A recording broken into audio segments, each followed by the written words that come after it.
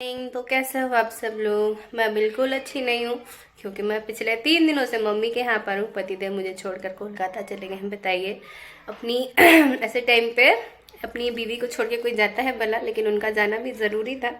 5 भाई हैं कहने के लिए, लेकिन जिम्मेदारी उठाने का जब टाइम आता है ना, तो उतने टाइम मेरे पतिदेव ही रहते हैं और कोई नहीं रहता है। क्लियरली बोलूँ तो वही बात है, सबके अपने अपने प्रॉब्लम्स थे, लेकिन घर किसी एक को तो जाना ही था बोले।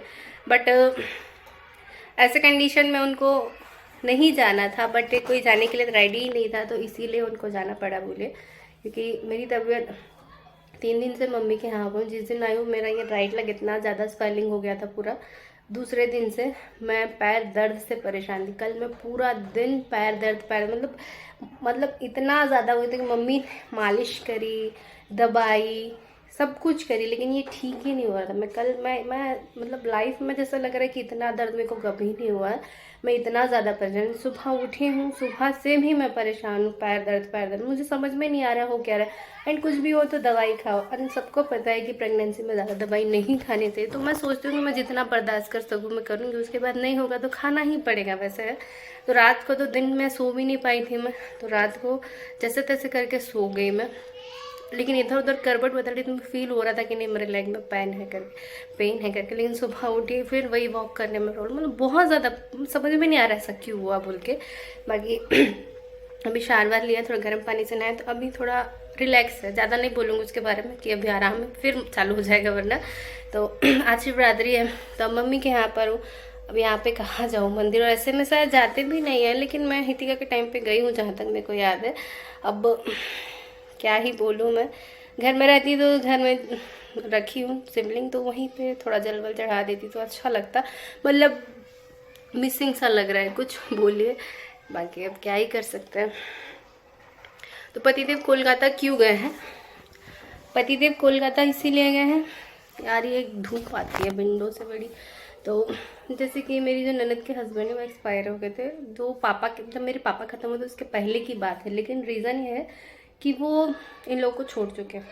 जब जो मेरे ननद के बच्चे हैं, ननद को, इनको वो छोड़ चुके हैं अराउंड 20 साल हो गए होंगे जहाँ तक।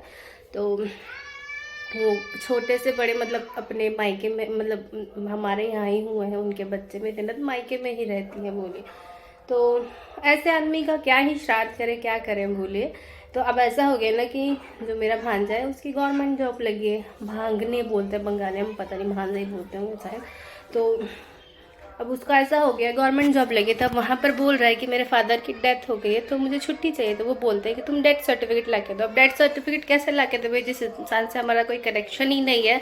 उनको यहाँ तक ये नहीं पता कि वो बंदा कहाँ पर है। खाली मतलब इतने साल उस आदमी की कोई खबर नहीं थी। अब जब वो इस दुनिया में नहीं है तो वो खबर भी इन लोग को देने की क्या ज़रूरत थी, बताइए, है ना। तो ये खबर मिली, तो अब खबर मिली है तो मतलब जो भी हमारा रिचुअल्स है वो तो करना ही पड़ेगा बोले। तो इसी बेसिस पे छुट्टी नहीं मिल पा रही थी कि डेथ सर्टिफिकेट शो करना। अब ये कहाँ से करे बताइए। एंड वहाँ जाके भी मांगोगे तो कोई देने में, ये सब मैटर आप लोग जान रहे हो तो उतना डिटेल मेरे को घुसना नहीं है बोले इसके अंदर में।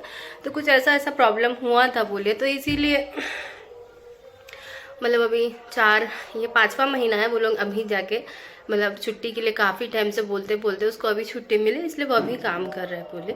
तो इसीलिए पतिदेव गए हैं। घर में कोई तो होना चाहिए ना।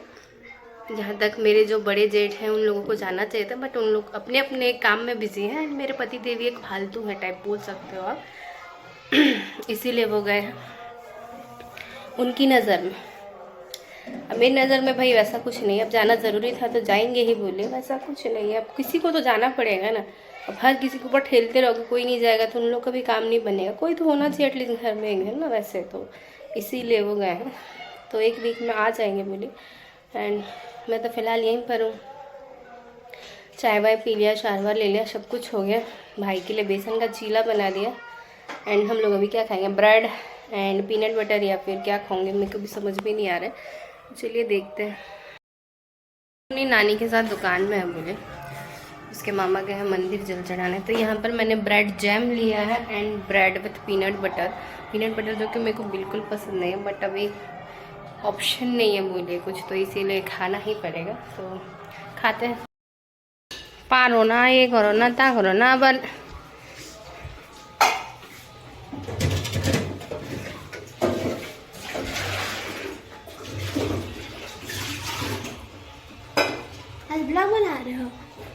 तुम्हारे पास टाइम है बनाने का? अरे चीनी कता कोई थी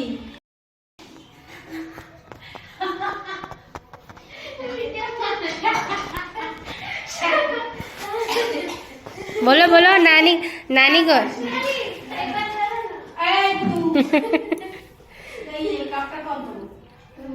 वो खिड़की खिड़की बंद करो तो एट्टर ऊपर एट्टर सजा रहा हूँ ना।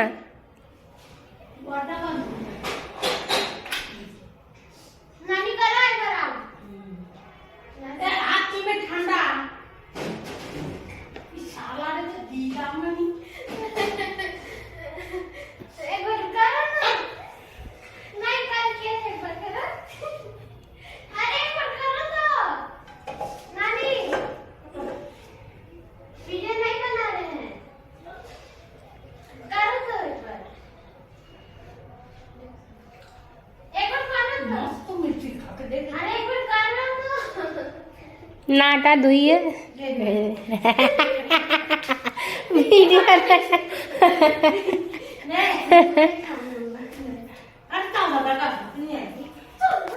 तुम करके बता तुम कैसे कर रहे थे।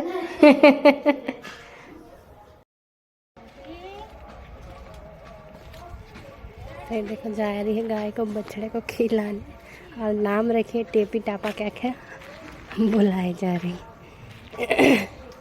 ये देख तो बाहर निकाल रही हूँ। ये जगह लेबू खुशा के ये जगह फैले। ये पूरे गांव वाले बन गए यहाँ पे आके ये लोग। वो क्या कपड़ा पड़ा था और कासे था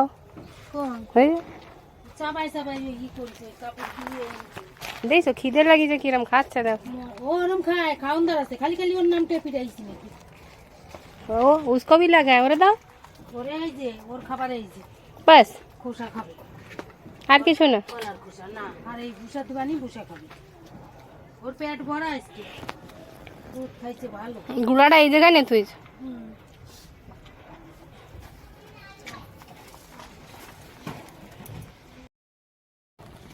খিদে লাগিছিল বেচারাটার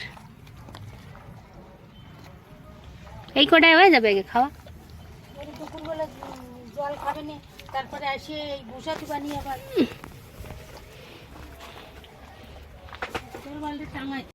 खिचड़ी के लिए आलू वालू सब फ्राई हो गया। चावल धो के भिगो के रख दिए हैं, बस दाल फ्राई कर लें। ये देखिए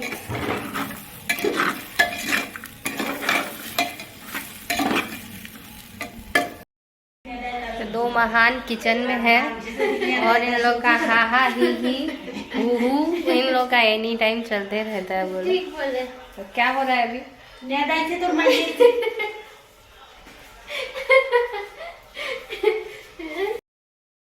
है ये मखना के फूल का पकौड़ा खिचड़ी हमारी কাপুরি ভরাইছে আমি আমার কাপড় দেখতেছি এখন দেই ও করছে আমার कौन ওর পিঠে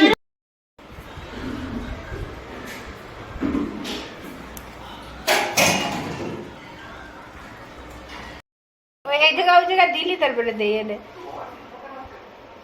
ওই যে শালি এই জায়গাটা छोड़ दी नहीं दो এই জায়গায়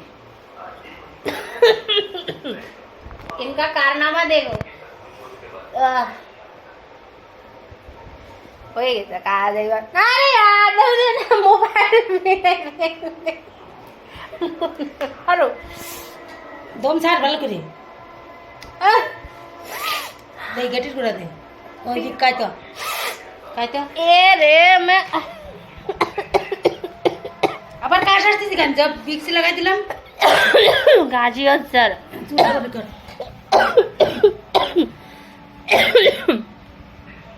घेटी क्यों लगा है ওরে এই করে আমার পা ব্যথা করছে জানো अरे एक बार बोली हूँ मैं बोल के भूल गई हूँ लेकिन उसको याद है कितने बार आलू आलू बोल रही हूँ खींची थी आलू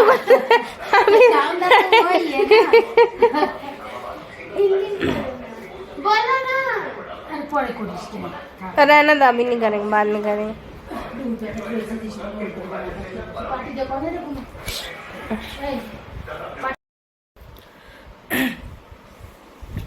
वही गाइस, वेलकम बैक अगेन। मेरी आवाज़ देखिए, मतलब मुझे समझ में नहीं आ रहा है। कोल्ड मेरा पीछा नहीं छोड़ रहा है। 3 दिन से कि मम्मी के यहाँ पर हूँ मैं, 3 दिन से फिर से सर्दी से परेशान हूँ।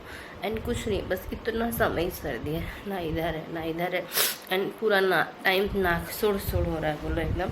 एंड आज कुछ ज़्यादा हो रहा है, तो आज मैंने नारियल पानी भी नहीं पिया है कि क्या पता पतिदेव बोल रहे हो उसके चलते हो क्या। उनको फ़ोन करके बता रही हूँ, पल पल की अपडेट दे रही हूँ, पका रही हूँ, बोलो कि पैर दर्द हो रहा है, ये हो रहा है, वो हो रहा है करके। तो आज नारियल पानी भी नहीं पिया, बट समझ में नहीं आ रहा है। एंड मेरा लेग प्रॉब्लम क्या हुआ मुझे कुछ भी समझ में नहीं आ रहा है। सुबह भी जब उठी थी इतना पेन हो रहा था, अभी थोड़ा सोई, खाना वाना खा के सो गए थे हम लोग सब बोले। तो अभी फिर मतलब बिस्तर से नीचे उतरो मतलब दर्द होना चालू हो गया। थोड़ी देर फिर वॉक करी सुबह, तो उसके बाद लेकिन आराम था। बट अभी फिर वही है बोले, उठते के साथ भूख लगे। मम्मी यहाँ पे अनार छील के रखे, तो उसी को खाऊंगी अभी।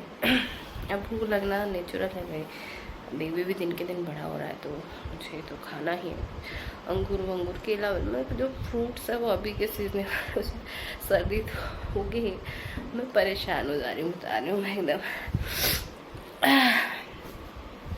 इसलिए मम्मी ने उतने टाइम पकड़ के मेरे को पूरा विक्स लगा था, लेकिन उसमें भी कुछ नहीं हुआ बोलो। तो मेरे को लगा वही हल्का हल्का गर्म पानी पीना पड़ेगा, अदरक तुलसी वाली चाय, जिससे कि मेरे को आराम मिले बोल के। फिलहाल तो इसको खाते फिर देखेंगे बाद में। तो अनार वनार खा के मैं फिर से लीड गया होगा, मतलब कुछ ज़्यादा ही कोल्ड लग रहा है मुझे। मतलब आँख वाँख भी पूरा आंसू आंसू है। इससे अच्छा ज़्यादा हो कुछ, मैं भी जस्ट सफाई खाएगा आधा आधा करके। अगर इतना भी ठीक हो गया तो ठीक है, वरना रात को सोते टाइम तो ये देखे तो रात में आज फिर खा लूँगी। छींके वगैरह आ रही है ना, फिर जब पेट में प्रेशर पड़ता है, इसीलिए समझ में नहीं आया। सुबह हेयर वॉश करके नहाई, मतलब यहाँ का पानी भी थोड़ा दूसरा है, फिर उसके चलते ऐसा हो गया कि क्या पता नहीं। सभी एक तरफ पूरा बेसन का चीला, और यहाँ पर मेरी हो रही अदरक तुलसी पत्ते वाली कड़क चाय। एंड हितिका वहाँ बैठ कर देख रही है टीवी।